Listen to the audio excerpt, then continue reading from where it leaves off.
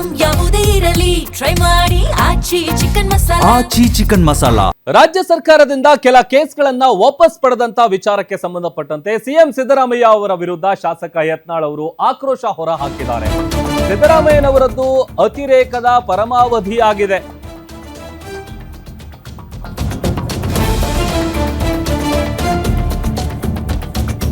ರಾಜ್ಯ ಸರ್ಕಾರ ಕೆಲ ಕೇಸ್ಗಳನ್ನ ವಾಪಸ್ ಪಡೆದಂತ ವಿಚಾರಕ್ಕೆ ಸಂಬಂಧಪಟ್ಟಂತೆ ಸಿದ್ದರಾಮಯ್ಯ ಅವರ ವಿರುದ್ಧ ಆಕ್ರೋಶ ಹೊರ ಹಾಕಿದ್ದಾರೆ ಯತ್ನಾಳ್ ಅವರು.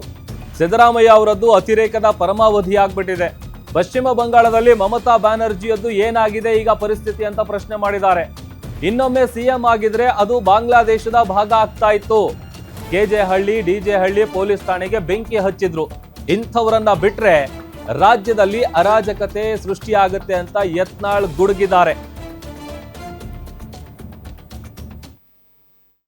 ಇವರು ಸಿದ್ದರಾಮಯ್ಯನವ್ರದ್ದು ಅತಿ ಆಯಿತು ನೋಡಿ.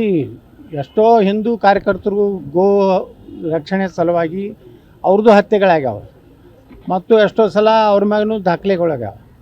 ಅವ್ರೂ ಸಹ ಸಮಾನ ನೀನು ಜಾತ್ಯತೀತ ಇತ್ತಂದ್ರೆ ಎಲ್ಲರನ್ನೂ ನೋಡ್ಬೇಕಲ್ಲ.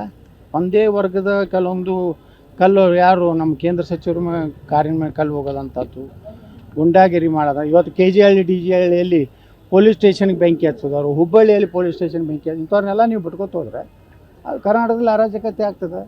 ಮುಂದೆ 2028ಕ್ಕೆ ನಿಮ್ಮನ್ನ ಕಾಂಗ್ರೆಸ್ನ ಬುಡ ಸಹಿತ ಜನ ಕಿತ್ತುಗಿತಾರೆ. ತೋರ್ಸಾಕೊಟ್ಟ ನೋಡ್ರಿ. ಈಗೆಲ್ಲ ನೀವು ಕೇಸ್ ತಗೋತ ಹೋದ್ರೆ ಇದನ್ನು ನೋಡ್ರಿ ಆಗಬೇಕು. ಈಗ ಅದನ್ನು ಕೋರ್ಟ್ನಾಗ ಚಾಲೆಂಜ್ ಮಾಡ್ತಾರೆ.